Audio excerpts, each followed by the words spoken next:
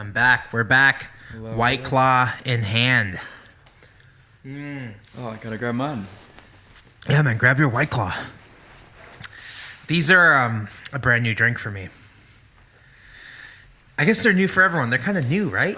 What one do you got? I got the Ruby Grapefruit. Reuben? Grapefruit? The Reuben Grapefruit. I had these on tour. I had these on tour for the very first time. Really? Yeah. Yeah, and they're pretty good. I know. I just got introduced to them last year, and no complaints. Yeah, no complaints. They're pretty good. Okay, so you've been producing today's podcast. I have been. Is this where you thought you'd be at this point in your life? Producing podcasts? Or being on a podcast? It'd be both. Oh, it's a first time for everything today. This is your first time? Yeah. Okay, cool. I've been really wanting to experience the podcast world. I think we were just talking about it earlier. Yeah. I've been wanting to. My friend and I had an idea of pursuing something in like kind of politics with a little bit of culture, doing like music reviews. Yeah. And some of that stuff can be a little bit of a burnout, though. You know what I mean? I feel like if you're gonna go for it, you need to kind of like have like your little. You need to have a pocket. Yeah. Like, there's so many podcasts, you know, and I think when it's more focused, it's really refreshing. You know what I mean? And because there's so many people out there looking for very specific things. You know?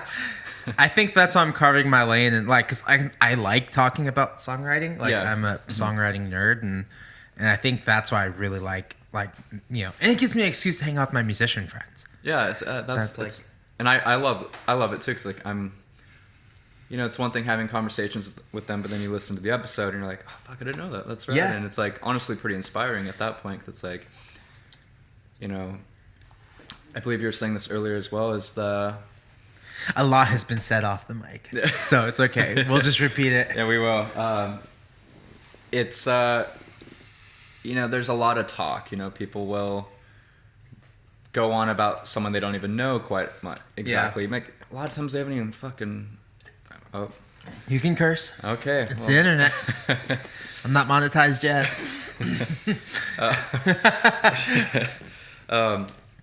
They haven't even listened to their fucking music yet. Yeah. You know what I mean? And like that stuff gets on my nerves. You know, Yeah. like you know, we're all culprits to a certain extent. Like, we're not going to have a chance to listen to everyone's stuff that's coming out locally or something, but at least trying to, you know, I think that's important. Yeah. You know, Santa Barbara is small enough to where you actually could be following that and be playing shows together and like a phone call away. Totally. You know, a couple minutes away and like a drive, you know. The Santa Barbara scene's like nuts, man. Like, it's really small. There's only a few of us, and I don't know. Yeah. It's like it's just really small, and everyone knows what everyone's doing, and everyone has a part-time job, and everyone's just like playing shows as much as they can. Yeah. And there's like 3 places to play now. It's so sad. So as you know, I just moved to LA. Yeah. And hell, even there, like I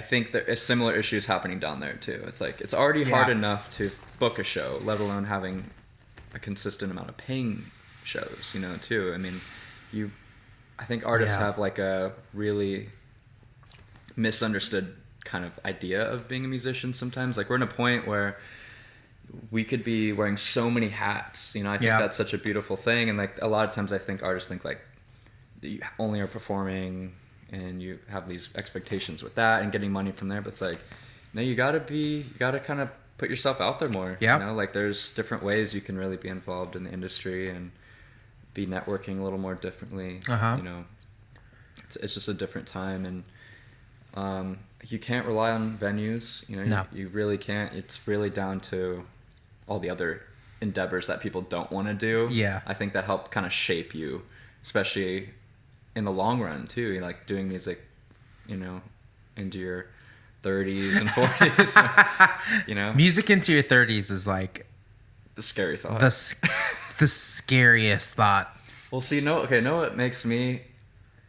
How old are you? I'm 22 now. You're 22. Yeah. I'm 29. Okay. So I am entering that door of scary. Yeah. So you're around my brother's age. Yeah. Like, I have 2 older brothers, and one of them just turned 30. The dirty 30. Just had a kid too. I just tweeted the other day. I was like, not everyone's 30 is dirty.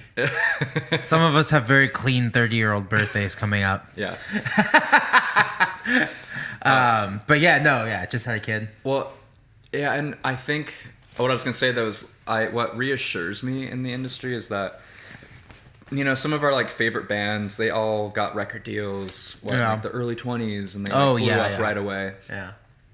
But now I'm looking at groups like Arctic Monkeys, Tame Impala, and this new wave of like hip hop artists, and a lot of them are just kind of hitting that mark now in their early 30s. That seems to be where they're like hitting kind of more of those commercial peaks. Yeah. And so it's kind of reassuring, because it's like, I think so many people our age think they need to make it. They need to be famous. They need to like have that break right now. It's like, no, this stuff takes time, you know? It's like, for sure. Like, there is something to say that when you are in your early 20s, that possibility of just going viral and being like this famous musician is like, yeah, labels do want that. But that's not real artistry, man. And then let alone that's like themselves too now. It's that's like you got the one track, and then we juiced that track as much as we could, and now you're gone. Yeah. And now we'll find another 21-year-old. He turns 21 next year.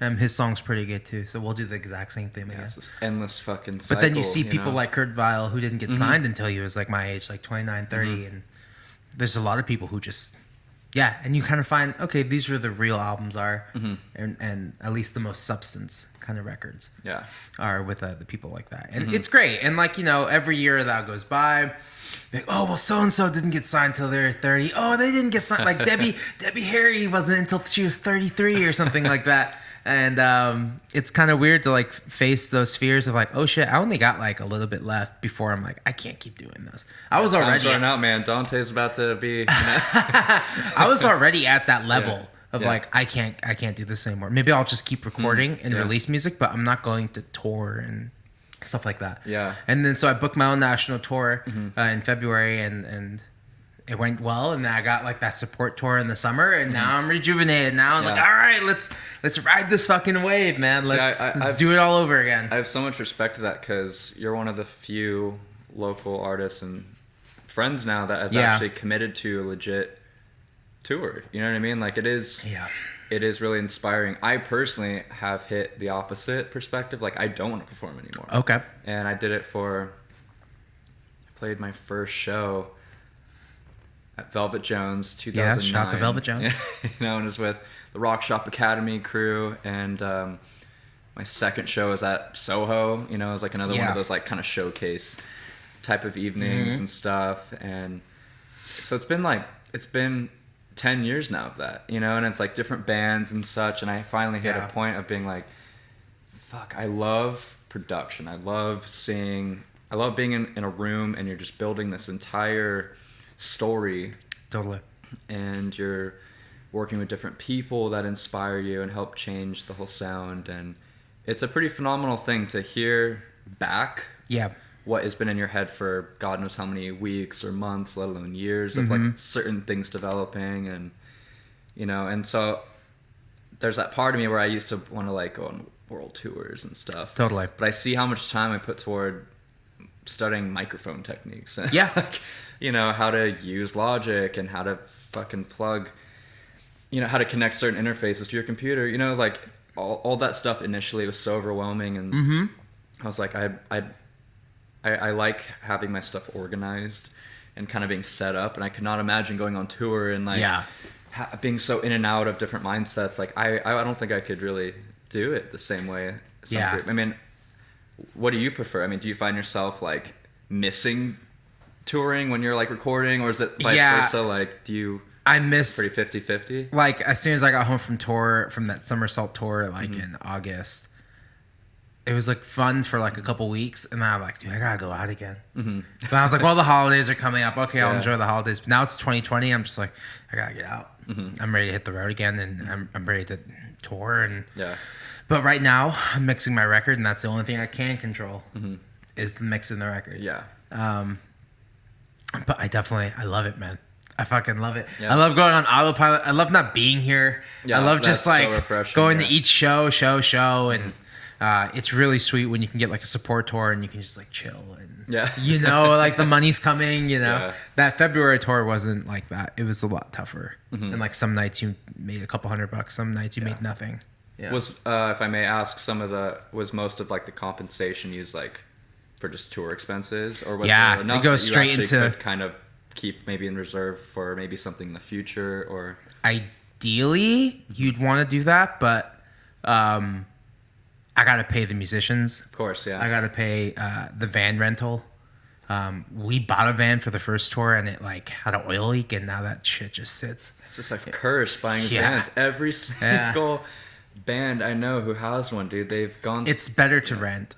Really? Okay. Yeah, it's better to rent a van. But we bought one and we're like, you know, if we just buy a van, put money into it, then we can just use it, and then we can make money by letting other people use it. But it did you all really sleep? You slept in the van too, right? A couple times, yeah. Okay. Yeah. So that definitely helps too, you know. Yeah, that saves money. But like, you know, with the support tour, basically what happened was I was like, okay, this is how much you're getting every show.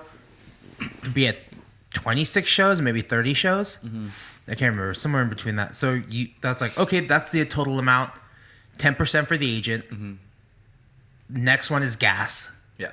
And like I text my old manager. I was like, how do I budget this thing out? I did not know how to do this, so I'm happy to share it.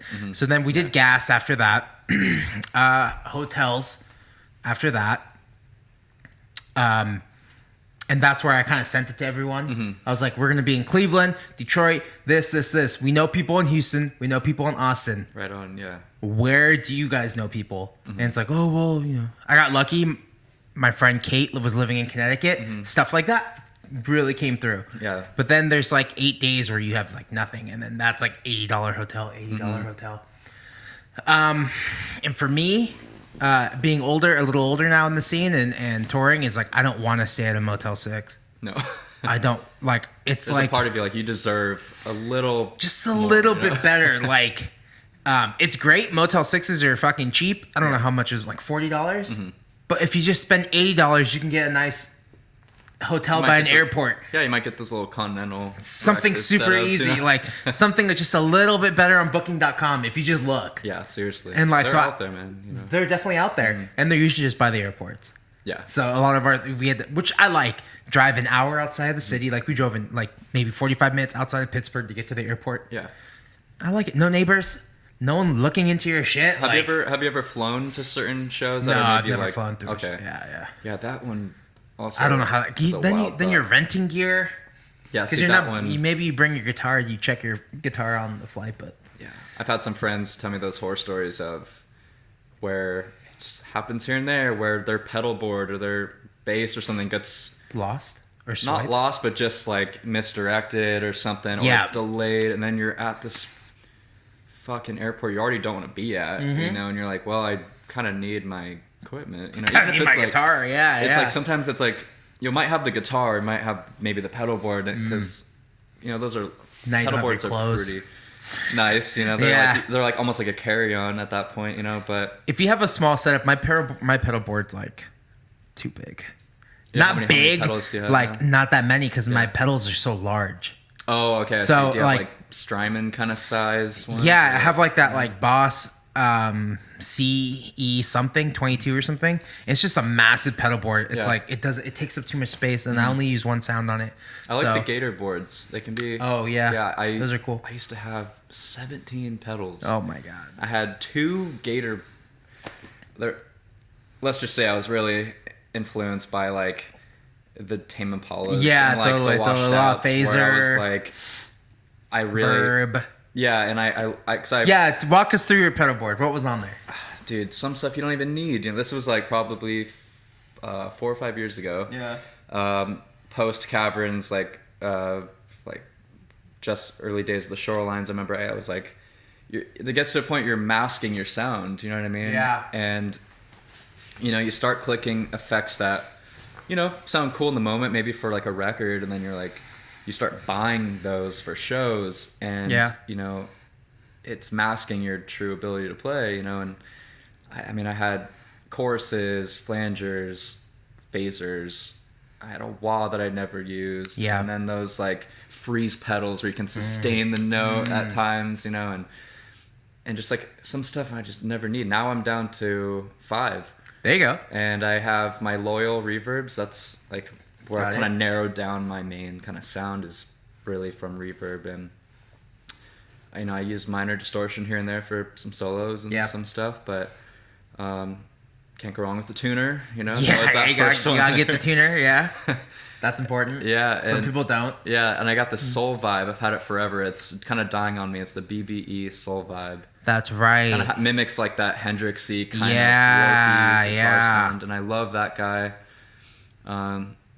Yeah, I mean that's something like now if I do play live or something, I'm just a better guitar player. I don't need all these effects to mask, you know, a simple progression. Yeah, you know? It's like I think that's important. You know, pedals are like a whole new instrument to me. They're scary. Like I was not like ready.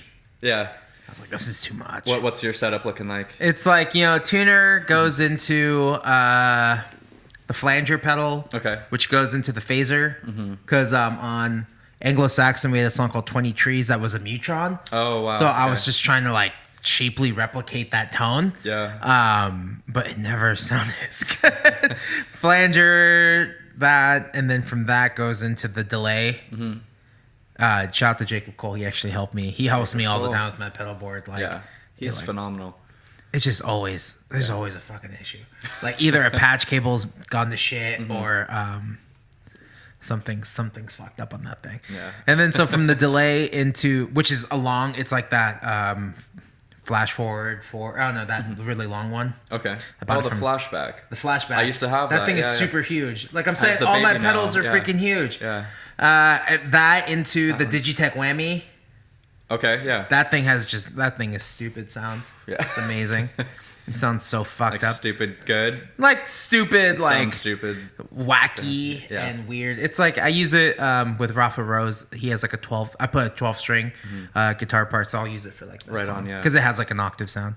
It sounds where like I draw the line is I think Digitech does make these where you have all the effects we're talking about in the one pedal. Oh, with the blue? Yeah. My uncle had that when we were in high school. I remember but that's like a high school pedal. I remember I had some friends who would use it like back in the day and like, dude, it mimics a, they name like the style amp or guitar sound type of distortion. So funny. Hear it back.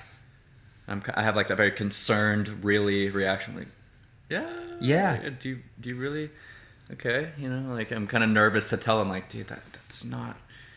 Just put that extra money, like buy that actual amp. Just buy the amp. Buy the pedal that like it's known for, that it's like mimicking. Like it's so worth it because they're timeless effects. Like totally. Some stuff like, I think the whole point is kind of going through those stages sometimes where you do have like.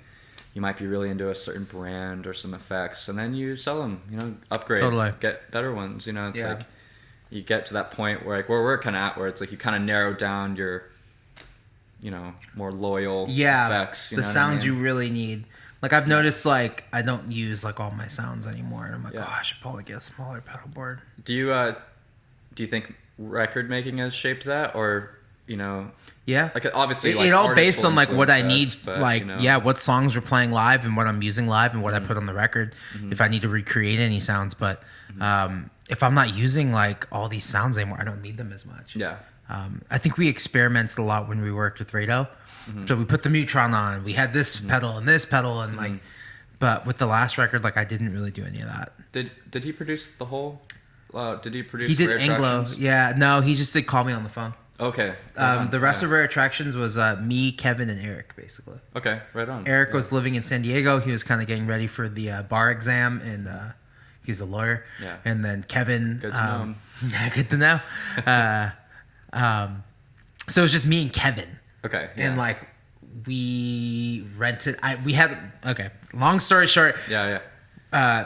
Our drummer was working for this app company in San Francisco, and they did a national commercial. Oh wow! And they gave us like $2,000 for the song. I wanted $5,000, but we settled for $2,000. Yeah. And that basically funded like all the sessions. That's phenomenal. And the studio. It wasn't like the studio. It was like the lobby in the studio. Oh, okay. But for $700, shout out to Angus Cook. Orange Way, pea lettuce set up in the lobby. Wow. And we just got to use that every day. So we were there for like a month. It's all good. Yeah, since you're not producing, I know. Usually I'm like doing little tweaks. But yeah, we basically just used that studio for like a month. Wow. We'd get there like at like 9 or 10 a.m. and we wouldn't leave till midnight. Yeah. Because we were engineering it ourselves and we didn't know how to do everything. Mm-hmm. So we'd have to YouTube or just kind of like fuck around. Yeah. But how come that guitar sounds so thin? Fuck. Maybe we need to change where the mic is. Yeah, so you're actually micing the guitars, not DI? Yeah, we did everything. Perfect. Yeah. I hate DIing guitars. Yeah. I'll only... We did that for Angla. Okay. Yeah, right. We set up my amp in the bathtub. Yeah. And really? I don't know. We just like, this isn't it. This ain't it. So we just like plugged. See, that's a good moment. Like, I personally think like definitely try to start with miking, and then that's an important moment. Like, if it's still not happening, then go DI, and then you can like reamp. I know a lot of friends of mine do that, and I haven't done that yet, but I know that's really useful. 'Cause that's kind of the whole point, like you're making a record, it's like it's like all these palettes, you're really kind of filling in all these details on this like auditory canvas. I should say. Yeah, totally. I like that. It could be like a. And you've been producing like you've done your projects. Yeah. And then so have you recorded anybody else? Yeah. So it's been a wild last year. Yeah. So the last 3.5 years now, I think, been heavily involved with the Shorelines with Justin Cass, phenomenal drummer. Cool. And also multi-instrumentalist. Yeah. And poet too. There you go. Poet, yeah. So I've been really fortunate enough to have had that project with him for a while. But, you do get to points where it just, not wanting, like I was saying, like I just kind of don't want to play live anymore. Totally. It was a sad reality because we were definitely developing some really great, like our live material was really kind of starting to get tighter, and we're kind of getting more into like kind of a heavier blues territory. But personally, like, you do hit those moments where it's like, fuck, I don't have that same mindset to be performing, and I just want to be making records, and I want to be meeting more people and collaborating with different writers and other producers, mixing engineers. I mean, it's such a different world, and I got sucked in so naturally, and I couldn't deny it. It was like really, really significant. So 2018, I think, was when it really started to slowly hit me. I'm like, oh, I definitely want to do this. My second record, Retrograde Emotion, that was like the first record I really did everything on my own. And cool. I used to have a little studio just down the road here. Yeah. This old room, holes in the wall, I had to like... It's kind of sketchy, not acoustically treated at all. Yeah. And so, once you start filling in equipment and little couches and rugs, like that kind of naturally helps absorb the sound a bit. But, a few sound blankets I borrowed from Justin. Cool. And, that definitely helped. And that record kind of opened my eyes like, oh shit, I could do this. I felt pretty proud of that. And I got a lot of special guest players on it. Got a harpist, my friend Ginger. Cool. And different vocalists. Wow. And because like Shorelines, we're already doing it ourselves anyway too, and so I think that was such a good thing for us because it was like the very classic garage band kind of thing where you're literally in your parents' garages and you're got a couple mics, you got a cheap interface, and you're like, let's see what happens. You know what I mean? And it's such a cool experience, and like one thing leads to another, and you start meeting people who can help you kind of mix it and master it. And I mean, we didn't do anything then. None of us really do still. It's like we're always learning, which is good. But I look at where I am now, and I'm so grateful for those early moments of making a record when you're not really thinking about it too much. Now I'm like, you're almost like too conscious of it at times. But yeah, so, jumping to, that Retrograde was 2018 and Shoreline stuff was kind of kicking off in 2016. Jumping to now, I've, produced over 10 different records. Cool. And that's between myself, Shorelines, another local band, Reef City. Justin's also in that band. Phenomenal group of fellas. And I got to record their debut singles and their debut record. Actually recorded here as well. A lot of our records were recorded here, and we'd be able to rent it out for a week, live here, and really dive into making an album. I think it's such a beautiful thing. And I've had other opportunities just to mix albums. Like maybe I'm not necessarily engineering it, but I've had friends just be like, hey man, like, do you mind just, mixing it? Or if you want to add stuff, like I've done like minor features on things. And it got to the point where started Dust Bubbles Records. I really kind of found myself enjoying being like a session player / producer more than anything in the world, and I definitely have enough equipment to kind of guide me into that a little bit too. I'm like, fuck, I need to use this, So Dos Pueblos Records, like, is it going to be an actual label or just the recording side? See, that'll be the fun endeavor. I feel like we're in such a unique time period of the industry where there's so many negatives of a record label because it's like the very stereotypical kind of situations where they're just bleeding you dry, and it's benefiting them and not you, but they'll give you the exposure, and they'll really hook it up for X amount of time until they get the next group of people that they'll start prioritizing, and so it got to the point where it's like, I think with DP Records, it's because we've had this talk a lot. The co-founder Theo Schaefer, he's head of the visual department, and I'm head of audio. Cool. And so we've had this talk a lot. It's like, are we a record label? Yeah. And we're more of a production company. Okay. And so I think that's, even though it's called DP Records, I think it's broad enough. Because like we're definitely gonna have albums and singles released through us, and we're kind of like a distribution service in a way too. Okay. Where we're like a middleman for artists and could help kind of almost be like manager type figures in a way, and producers for projects. And I think that's kind of the point, is to like wear different hats and kind of get people in a good direction of where they want to go.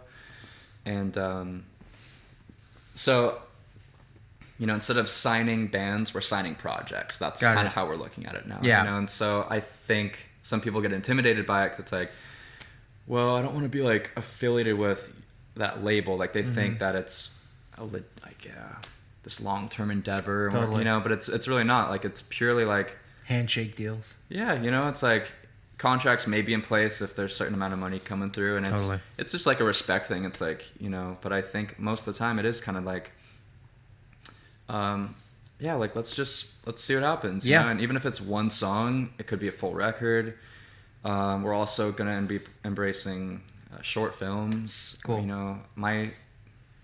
I have 2 albums coming up. One's gonna be released this year, and then the one I'm like doing pre-production for right now, that one's gonna have a documentary based around it. So I think embracing that territory is gonna be pretty cool too, and approaching record making a little differently, where I've been avoiding the visual side for a while. So I think embracing that for a bit, YouTube is so important. Vimeo, and all that kind of stuff. I feel like we need to embrace. Totally.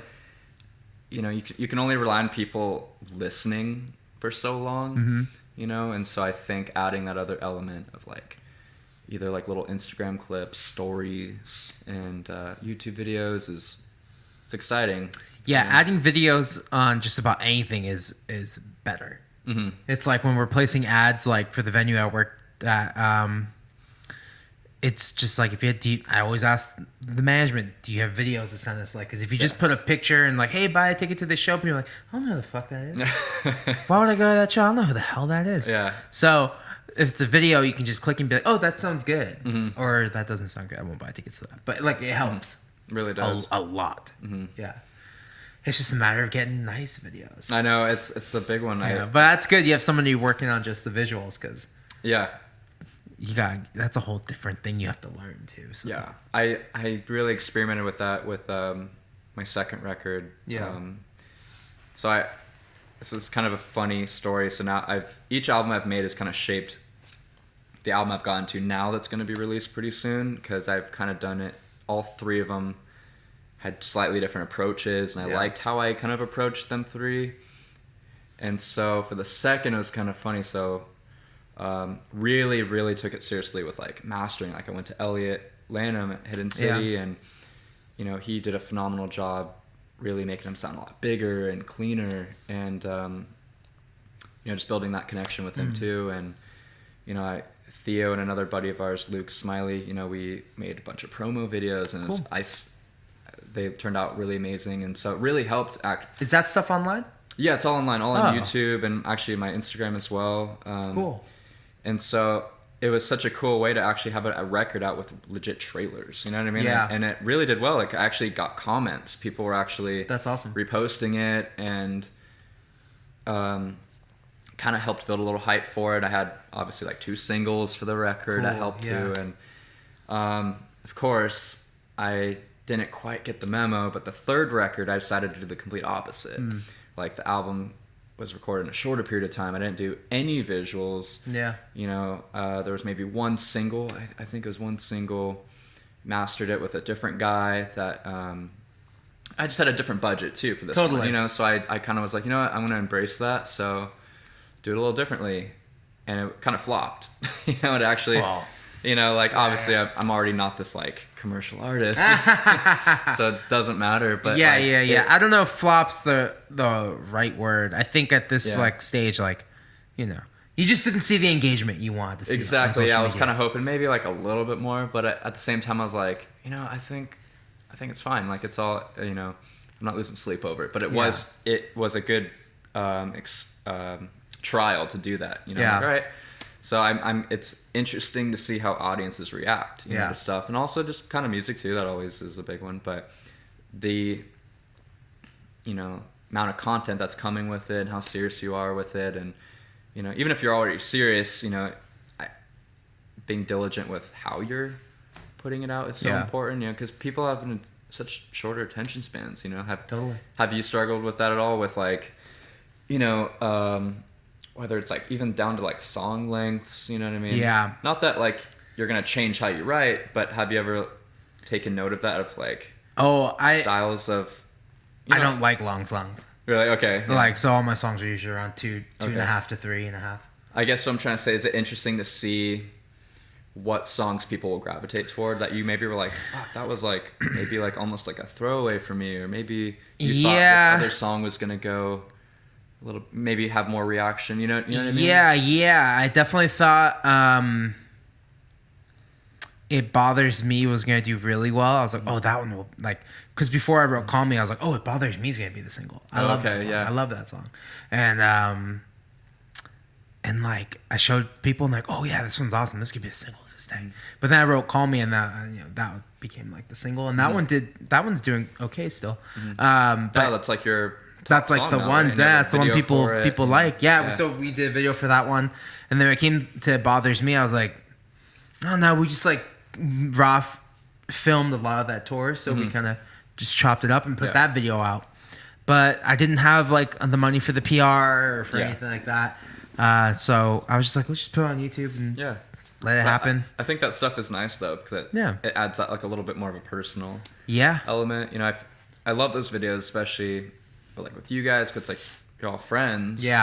And then, we're all just having a really good time. It's like it actually has more of an insight to like kind of a positive look on just being on tour with your this is just what it looks like. This is what it looks like, the boys on the road. That's why I really like that video. And then we did a video for Rare Attractions, which is doing better, but it's also a higher quality video. I worked with these this great guy, Jack Campisi. He is in like film school right now. So they gave me like a really great deal, and they're really, that's what it's about.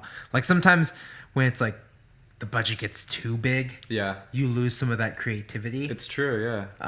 Where those kids like, hey man, I got like $1,000, let's do a video. It's like, okay, and then it's like, well, okay, so we went here and we made this shirt out of this, and it's like it gets really creative, and like they can use their gear from the school. Oh, so okay, that's why that video looks so good. Yeah. And they just did a great job, man. They're eager and they're really fast, and I feel bad because sometimes he texts me and I just like I'm so busy, so I'm just like I text him the next day, hey dude, sorry. Yeah, it happens. So he's a really great kid. I should get him on the pod.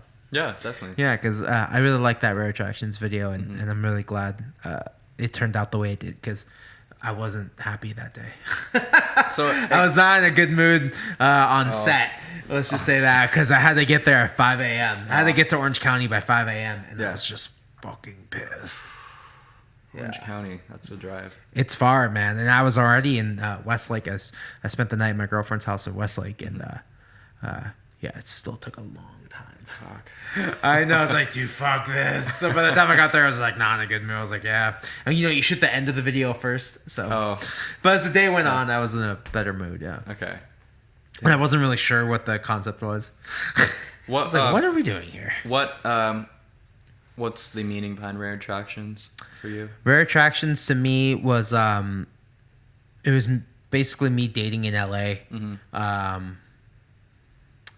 And me like getting fresh out of a relationship and going on tour. Like I did a support tour, like fresh out of a relationship where I just got like trashed. I was like 26. Yeah. And I just got trashed every night. And I was just, I was maybe hooking up with people who weren't the best for me. And I didn't know, just like random hookups on Tinder, and that's not always the best thing in life to do. I mean, because Call Me, I can see that having like a similar vein of. I wrote the songs right around each other. Yeah. Okay, so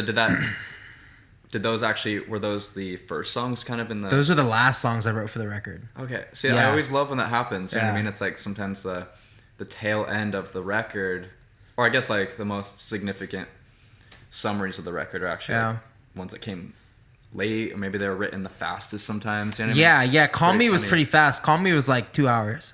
Wow, yeah. Yeah, I just sat down. Well, I shouldn't say that. I had the verses for like a long time, and then when the chorus came, I was like, and then I wrapped it up in like 2 hours. Wow, that's phenomenal. Yeah, but like it takes a while sometimes, and my ex literally called me, and I was like, hey, she's a DJ in town, and I was just like, hey, what song is this? This, like, you would probably know. Yeah. Like, and then I sang the song on the phone to her, and she's like, I don't know what that song is. I thought it was like, this is somebody else's song. It's not my song. Those are crazy moments. Yeah. This can't be my song. I didn't write this. Were you kind of worried, or was it like, and I was also like, kind of excited? If it is somebody else's song, yeah, I was gonna mess with the melody a little bit. Like, you can like fuck with it, but like, it was great when I kept showing it to people. I'm like, I don't know what song that is. It's your song. I'm like, okay. All right. Yeah. We'll take it from there. Have you written any songs like in dreams before, where you've or even just like kind of woken up with ideas like that, or you've had or you're just walking and you kind of like do like little recordings of like something kind of. Like, it could be something dumb, but like in the moment, you're kind of like, this is kind of a hook, you know? Yeah, I was. It Bothers Me was completely just like a vocal melody. Yeah.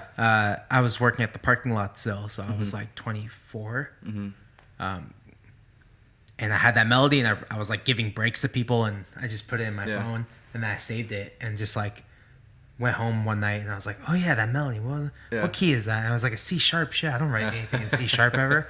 And then. And then I was just driving home one day from that same job, like maybe a couple weeks later. Yeah. And I was like, no, you're gonna me. I was like, oh yeah, that'd be tight if it did that. Yeah. And then I like just went home and just like went on them. Thank God for voice memos. Yeah, man, that should save my life. I would have lost that song. I've had some. I still like find shit. You know, I'm terrible at naming them too. Like, oh yeah, I probably have some like the most common one is Untitled, and then I'll write out the relative chords. Oh, cool. But then there's some other songs that could be like similar chords or like similar kind of, or Untitled Blues prog. Totally. You know? Yeah, you know, totally. Untitled Acoustic Folk. You know, whatever. Like it's I'll like base it off like genre or keys and like, or maybe like like a line that I'm repeating. And there's some funny ones that happen. Like I love the ones where I'm like, because I used to work at the Montecito Inn. I was a valet driver and a bellman, and I found some of me, numerous ones actually, like on shift, and you can hear like people in the background, or I'm in the elevator and I'm like either recording samples of the hotel to like put on the record, or just me trying to quietly be like, what was one I had? I was like, and like I ended up putting that on a song, and it ended up becoming a verse melody, and like some sound horrendous, you know, where you're like, what the hell was I thinking? Kind of quietly like, or a beats. That one's fun to do. Where it's like, good. Yeah, you hear it, but like you listen back to it, and you're like, what the fuck beat is that? You know, it's, you know, I think they're beautiful moments. Like I can only imagine how it was, you know, in, you know, like just any time before any other the time 80s, you know what I mean, or 70s, before like people started having like personal 4 tracks, 8 tracks, and they're like, it was just not common, you know. It's like when the Beatles would go to the studio, like they, you know, they have their ideas at home, then they bring it, you know, and they would track maybe some demos, but like most of the time bands would come in. It's like maybe 2-track cassette thing. Yeah. But like most of the time, like they would bring in the song and usually record it like that day, where it's like, all right, you have to write 10 songs or something and you have 8 hours or 10 hours to record this whole album, you know. It's such a different time. Like I think the Beach Boys really kind of allowed us to take time on a record and kind of spark that train of being like, okay, you don't need deadlines for albums anymore. Like you don't. Same with Sgt. Pepper, like really like getting strange with records. And I think, you know, obviously with portable technology kind of in the works, but then also the duration of making albums like simultaneously kind of hit its peak, you know, at a certain point, and we're now in a phase where people are just, it's so on our own terms. It's pretty wild, you know. Do you record much from home? Do you have like I record on my iPad. Okay, right on. I have an iPad, and I bought the Alesis IO-Dock 2. Ooh. So I plugged the iPod in and iPad in, and it has like 2 outs.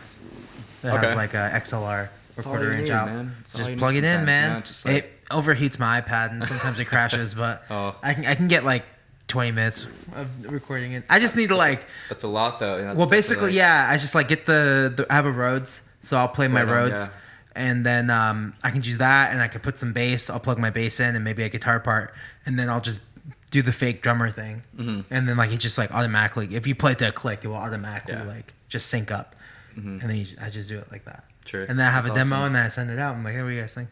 True. I'm only 2 songs deep into the next project. And, okay. I haven't done any demos yet for it, but I have them all on voice memo. How many songs do you usually go into? Like when you know. So Rare Attractions, I had 20. And I was like, I gotta trim this down to like 15. And then once I got to 15, a few more months later, you get down to like 10. Yeah. I think we recorded 11, but then kept 9. Yeah. Yeah. See, that's good. You know, it's like, I think that's so. Because in the session, it's like these songs aren't fitting anymore. They just didn't come out as good as we wanted them to. Yeah. I think that's good. Roughly the same for my last records too. You get that like 20 to 30 mark, and you know, it's like a year's worth, maybe a year and a half's worth of writing. People do not see that process. You know, they're just like, no. A lot of times people think like you've just had those songs, boom. It's like no, like some albums, like hell, even last minute, like your last stages of a record, there could be a song that gets added that ends up like making the record. You know what I mean? That stuff kind of blows my mind too. You know. I had the same with, so Retrograde Emotion, I think I had the most songs kind of going into it. And then, you know, because some songs would be for the Shorelines too, and my solo. So I'd be kind of gauging like, is this more heavy psych? Is this more like kind of pop psychedelic? You know, that's kind of where I will decide, you know what I mean? And so like a lot of the leftover songs end up going to the third album, you know, and like it kind of had slightly different feel and a different story, so it ended up kind of writing itself, which was kind of cool. And a couple new ones, of course, but it is nice, you know, because it's, you know, it's like they're like your children, you know, you want to see them grow, you know? Yeah, totally. I agree. It's so crazy, man. Yeah, I think At the very end of Rare Attractions, there was 20 songs brought down, and then I wrote "Call Me" in Rare Attractions, and then I wrote a song called "Emotion" that's going to be on the next record. Okay, right on. And I remember showing it to the rest of the band, and it was cool. They're like, "Yeah, this one's cool." Like we were trying to figure out, showing them the riffs I had, but then I couldn't figure out a drum beat. My drummer couldn't really figure out a beat, and every beat I was like thinking in my head didn't seem natural for that particular set of players. So I just dropped it. I was like, let's work on this one later. Yeah. And but with the new players I have now, and like where I'm at musically, I play the exact same beat, just like a and it fits now. I don't know. It didn't fit back then though. It wasn't right. That wasn't the right time for me to put that song. Weren't you playing drums on a couple live shows too? Yeah, I started playing drums first. Really? Okay, yeah, I didn't know that. I played drums first. I took lessons at Mike's Drum Shop. Oh, terrific! Yeah. Yeah. Like probably crossed paths at some point there. Yeah, when I was 13 till I was like 17 when I broke my ankle in high school. Oh shit. That's when I stopped. Yeah. Yeah. And then so, were you already like kind of playing guitar, or was that injury? Started playing. It was kind of the injury. Wow. So 12. Actually, I started playing drums at 12, but I didn't take lessons until I was 13. Yeah. And then I went until like I was like 17, but I started playing guitar when I was 15. But when I really broke my ankles, when I switched over, I was like, well, I can't play drums. I'll just play guitar. You're just legs out and just put the guitar out. Just like start writing. But I was really bad, man. I was really bad for a long time. Like, not good. What point do you think you think songwriting kind of maybe it's probably when I started Dante. Okay, yeah. So I was pressure, like 20, and I had met these dudes on Craigslist, and Kevin was really good at guitar, and I was like, oh my god, like these guys are like really good players. Yeah, I hadn't played with anyone like that before. I was like, I need to write good songs, and so that like really put a fire underneath me to like, I need to write something better than I've ever written before. No bullshit. If it's bad, it's bad. And I write it. And that's why I told them in that first practice. I was like, if a song isn't good, tell me, because there are more and I will write more. Yeah. And they're okay. Yeah. So it was always kind of that like. And they're pretty much into most stuff. Most stuff. Yeah. But then you have to be honest with yourself too. Like, oh, this one just isn't fucking working. Yeah. Like move on. That's such a. Yeah. It's such a powerful moment for yourself to be like, I gotta let this one go. Let this one go. This one is just, it's not working. It's not good. The lyrics aren't filling the melody right. And it's like, I don't know. There's always something that's not working. What I find most beautiful at times is like two songs that are really struggling to be, a full song, and then actually putting them together. Yeah. There's a lot of times where if there's enough similarity in the chords or maybe melodies where you can maybe make it like a very clean part 1, part 2 deal, or you literally make it like that verse on this one and then that chorus in the other. You know, there are those moments where shit works like that. It's I have a your bridge, own remix. I have a bridge that I've shoved into like 3 different songs, and none of them have come out. Oh really? I keep using it, and I just haven't made it work yet. Yeah, but I'll keep it around because I still like it. Yeah, there will be a time. Yeah, there will definitely be a time where that song comes out, but I don't know when. There's a song on my new record that I wrote in 2016. It's the oldest song on the record, and it went through so many changes, but also not like drastic changes, where it was just something about it, kind of just the timing of it. I just didn't want to record it yet. Yeah, just lyrics were kind of little tweaks here and there. I didn't want to sing on it very much. Like I wanted to wait till I got like different vocalists and kind of time it that way too. And so a lot of stuff like that was, I just took my time on it. Yeah. You know what I mean? And it finally fit this 4th album. I'm like, holy shit. It's like, it finally made it. You know what I mean? Wow. 4 fucking years. And I've never done that with any songs before. And it's, now it has like, it's like that one moment in the album where like, it's like, it feels, it's like that little more nostalgic moment, for totally. Me. I think it's pretty cool. It's called Noosa. There you go. Never been there. It's a lovely town down under. That's crazy, man. Like, someone just sent me, I'm doing an interview with this dude named Tommy McDermott. He sent me all these questions, and I answered them yesterday. And he was kind of like, what was the difference between like Anglo going into Rare Attractions? And I was like, oh shit, I guess I've never even thought about that. But like, they're completely different. People don't realize the process of of writing these songs and how long they can linger. Seriously. Like Never Trust a Junkie, I wrote that when I was 22. Really? And it didn't come out till I was 25. Wow. 3 years. Yeah. See, of me sitting on that song. And look where that song's taken you It's done well. Yeah. Oh, I don't think I ever told you this, but actually I saw what band? Oh, it was Sego. Oh yeah. I saw Sego at the hi-hat, and the engineer for the show, just had some music playing prior, when everyone was kind of gathering. Yeah. And Junkie popped on, and I turned around and was like, do I know this guy? I love those moments. Cause I'm like, that's so funny. That's such a rad moment. Yeah. It's like I love seeing where other people's music has traveled, and I've shown a bunch of friends. I love the hi-hat. Gardens and Via, and and they're definitely up there. I definitely strive to achieve that kind of level too of musicianship. And they're great. They've been a huge influence. Yeah, that was such a fun time when they were in town, and like 2012 we did Mudfest. I was about to say, did you play any shows with them? Yeah, I opened for them at Soho, and then I opened for them in Reno, Santa Cruz. They've taken me out a couple times. Yeah. Oh, that's awesome. But not like a full tour, just like a couple dates here and there. Yeah, see, that stuff's awesome, man. Yeah. Their new record, they teased like those 2 singles, but I'm ready for the full thing. Full thing, they're definitely. I'm gonna get that information out, Chris. Yeah, we'll get it. I'm gonna get him on the podcast, and I'm producing that podcast. I'm gonna make him squeal. Yeah. Get a couple claws in him. Hell yeah! Tell me, how far are we? No, I don't know. I've talked to them a couple times about the record, but that's good. Yeah. Hopefully it's done. I don't know. Every time I talk to them, like, it's almost done. It's almost done. Yeah. All right. See, that's I can't. You can't. Everyone's on the same. Yeah.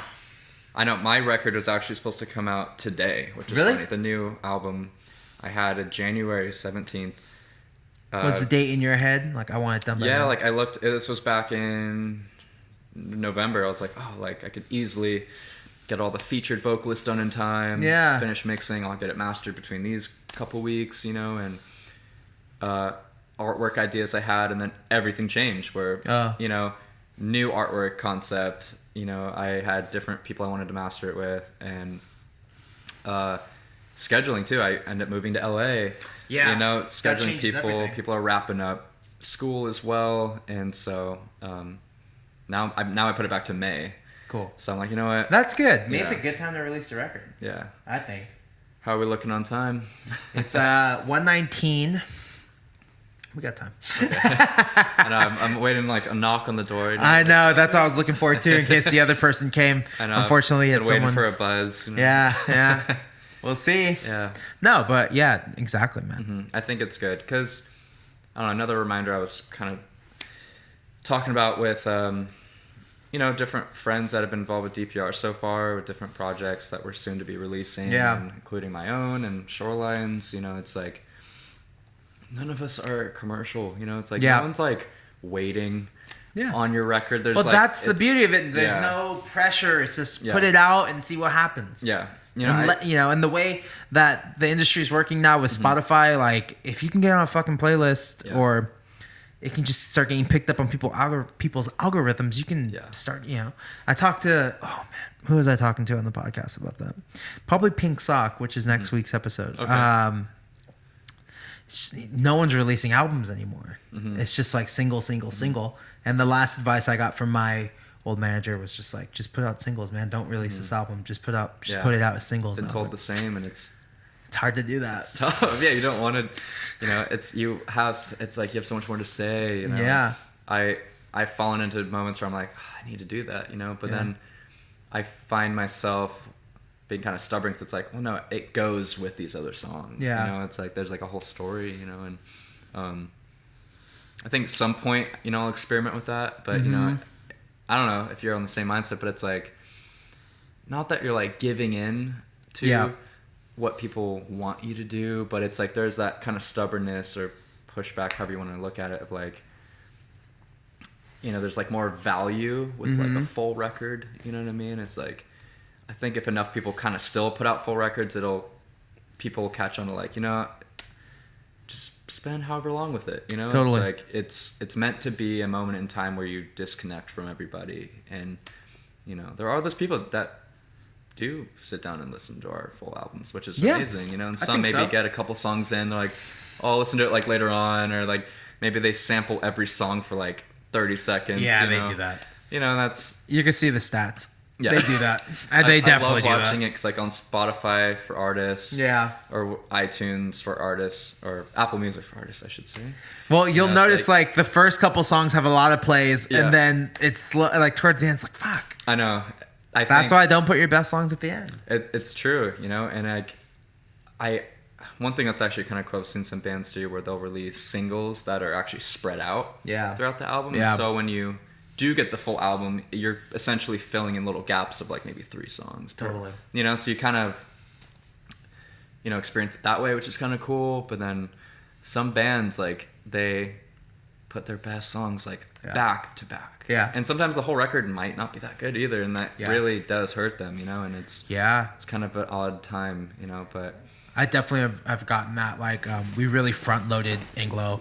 It was like Anglo. I did Junkie, and then it goes to Couple Apples, which is like, you know, fine. But then it goes to Pop Song, which is like also what another single was. So we were trying to spread it out. But then like right in the middle of the record, we put Kyoto 74, which is like a really long, creepy like track that like I wouldn't say derails the record, but like all the stuff we got from labels were like, what happens? Yeah. Like the momentum falls. What did you do there? Yeah, it's just like falls off the face of the record. Those are, you know, but you know, for me, I thought it was fine. But yeah, and then that gets into the whole thing with labels and how they have nothing to do with your record, but like as soon as you send it to them, they think they can tell you. Yeah. You know, and value your art. I find it so classic. They'll with be like, no skin in the game to just shit on it. Yeah, they're like, all right, we need you to write 5 more songs down the vein of Junkie. Yeah, it's like, I can't do it. Yeah, it's like, I'm not going to do it. They're not going to be as authentic. And you do hear that in bands where, like, it's kind of sad. Like, if sometimes, like, their debut record is, like, fucking phenomenal. Yeah. And then their follow-up, you can tell they've gotten a little bit of, like, that touring aging on them already. It's hard to write on the road. I can imagine. It's fucking really hard. From numerous people about that. I'll get to that in a moment because I have a few questions about that myself. Yeah. And like you can hear other times where they're trying to remake the success of their first, or maybe they do the complete opposite and it doesn't work, or sometimes they do the opposite and it does. You know, it's all risk, and I think it's you know, some bands embrace it better than others. You know, but I don't know. I think as long as the band has at least, you know, it's like the 80-20 principle, at least 80% of like their true intention for direction. And that other 20 could be super significant of like, let alone your friends' advice or, you know, managers, and maybe the label puts in a little, you know, helping with direction. And totally, you know, I think that's definitely important because it's like sometimes when it's all you know, it's very hit or miss. It's like, it's definitely scarier, but it's important to have like, that kind of natural intuition, you know what I mean, for direction, because it's like you might not want to do that genre anymore. You might want to go fucking make an electronic record, and maybe change your name even and not be part of that project. And it could even go that extreme, you know. It's I definitely have had those thoughts, like, should I change the name of Dante Elephante if I'm going to do something like really different, like this next record's going to be really different. Well, it's not going to be really different, it's going to be like a full album of like Call Me on the Phone, basically. Okay. Yeah. It's just gonna be a dance record, and phenomenal. I'm not changing the name. I think that's good, man. Just gonna do it because it's my project. I own 100% of all my music, so I can do whatever I want, and I'm going to continue to do whatever I want. How did that work out with? Because I know the first album cover, it's all 4 of you guys, right? Yeah. And so how was that transition with like more of the image of a band and then kind of you becoming more of the face of the group? After Anglo, we spent a lot of time we toured in 2016. I think we toured twice in 2016. I had a headlining like 2-week West Coast tour, and then we opened up for the Orwells like a West Coast tour too. Yeah. And then I don't know what happened in 2017. I think I was just writing a lot. That's when I wrote like all those songs. And then we hit the studio in 2017, and then we also worked with Rado in like the end of 2016. And I don't know, man.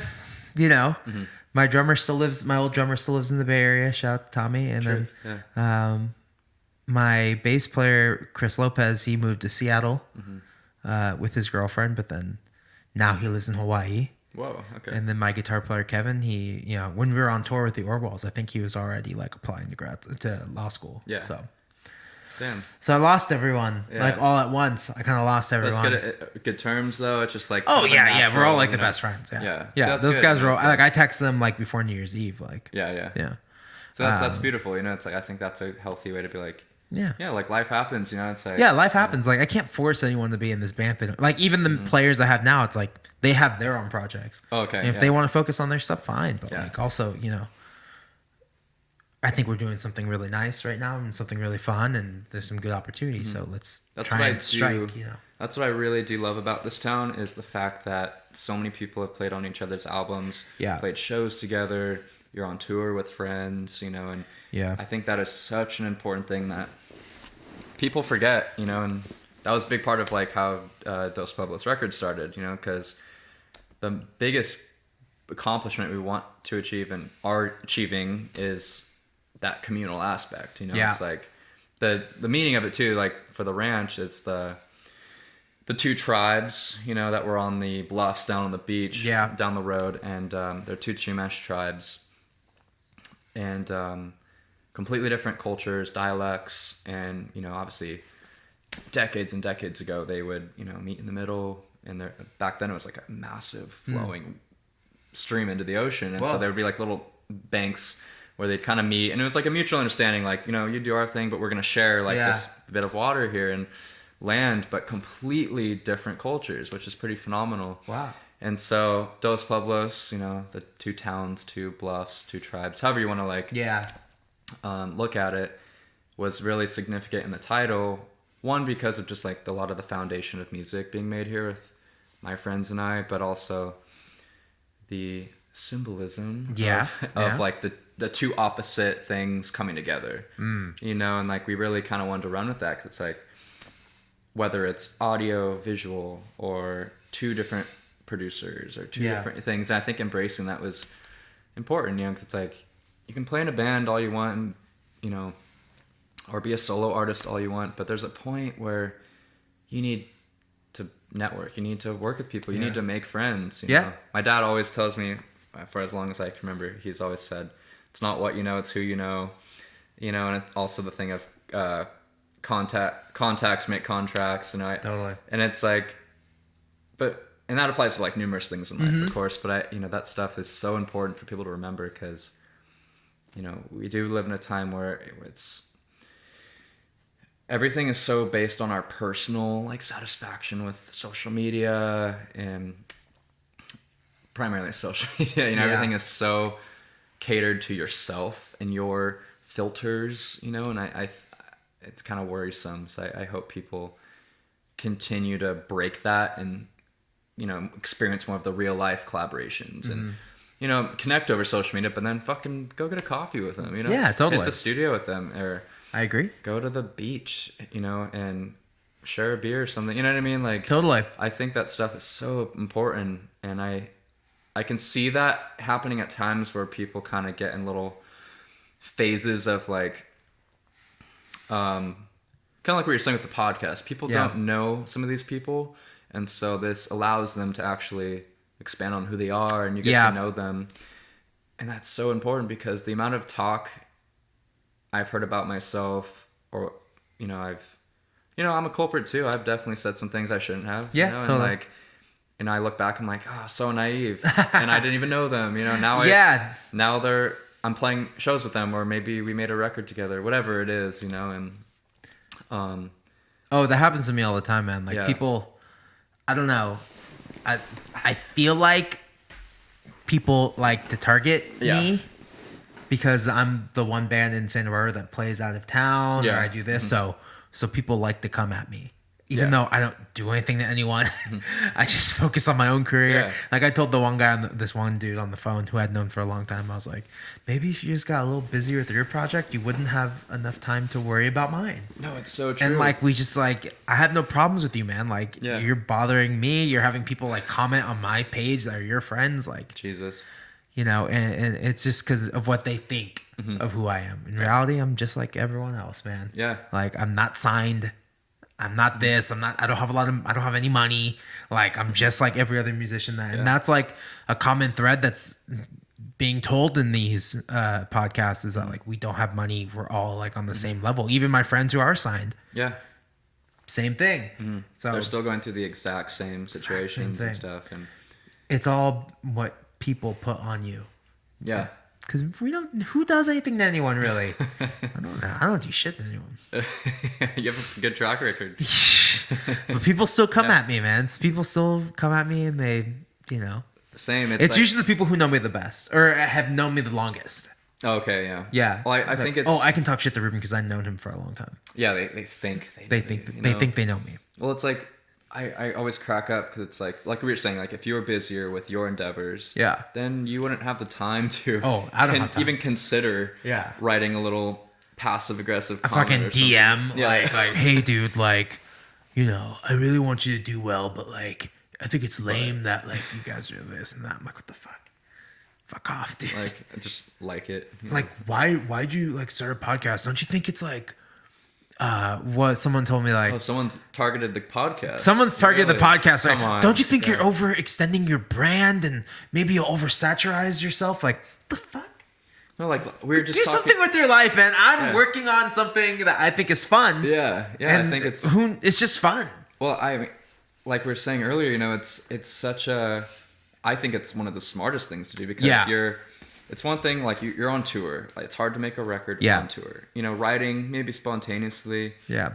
Then you have those months off where maybe some people go back to like their part-time jobs or something, and you're recording the next record or something, or making the podcast. You know, it's like the other way. That podcast is that in between. Yeah, it's like you're still releasing content. It has a very similar experience to making a record. Yeah, you know? People still listen to it. Yeah, it's even or you can watch it on YouTube. Yeah, YouTube. You know, so I think that stuff is so. I think it's brilliant. You know, I think it's great. This is actually going to spark a trend in that, at least especially locally. I think you will influence some friends and people we don't know, the creative foes. Yeah. You know, to also kind of be like, you know what, maybe I should do a web series, or maybe I should do this, you know, because, you know, kind of like we're back to what we were saying a couple minutes ago, you know, we're in a time where we can do so much on your own. And, you know, we're only like a couple people away from filmmakers, editors, mastering engineers. Like, I think it's such a cool time for that. And people are catching on to the convenience of it, you know, and the excitement of it too. It's like, you don't always have to fit a mold, you know, it's like you'll find that out. Like the mold will kind of happen naturally. Like, don't have this like preconceived thing of how you're supposed to be and like your brand, you know, it's and it's the fucking time, you know? it's the fucking internet, man. You can't oversaturate because not everyone is seeing your posts. Yeah, it's true. It's like 10% of people see your posts, so it's fine. Shout out to Gary Vee. Do you watch Gary Vee? I love Gary Vee. I just bought his book too. Oh really? Yeah. So I listen to him a lot, and he says shit like that, and I'm just like, oh okay, cool. I love it, dude. Yeah, people like, because I get subconsciously like, oh, maybe I shouldn't post today because I posted yesterday and I should let it breathe. Those harsh realities of people like him. I've been a fan of this guy, Jason Stapleton. Yeah. Some of those like kind of dark web intellectuals, you know, and academic, you know, figures. You know, I think those harsh realities are good because it's like kind of reminding people like we live in such a fucking rich period of time of opportunity, and especially our home state. Especially living in California, Santa Barbara. You know, like to Goleta. Especially living in California, we're very blessed. Like as I've seen most of the United States now, we're very blessed. And then within California, we're extra blessed because we're in Santa Barbara, which is fucking insane. Like even just last night, like, you know, I've never recorded a podcast, but there's a moment where I was like, the fact that I'm even considering helping out with certain things, or I can get invited to that, and I could be producing records and be meeting, you know, more people through you even today. It's like, I think that is the fucking coolest thing ever. You know, it's like, and this is only the beginning. This is like a lifetime of content and connections and putting stuff out. Yeah. As long as you feel inspired and you like it, and it's fun. Yeah. It's supposed to be fun. I don't know if I would do this if it wasn't fun. Yeah, seriously. Yeah, it's like it's a lot of work. A lot of money to spend on fucking gear. I know. It's the black hole of creativity, you know? Yeah. But yeah, shout out to Gary V and company. Shout out to Gary V. All right, man. Well, I think our next guest will be here soon, so let's just wrap it up. Terrific. And wait, okay. If people want to support you, how do they find you? All right. So just Maxton Schulte, my first and last name. Instagram. Please give a follow on Spotify. That's a big one to catch up on. Yeah.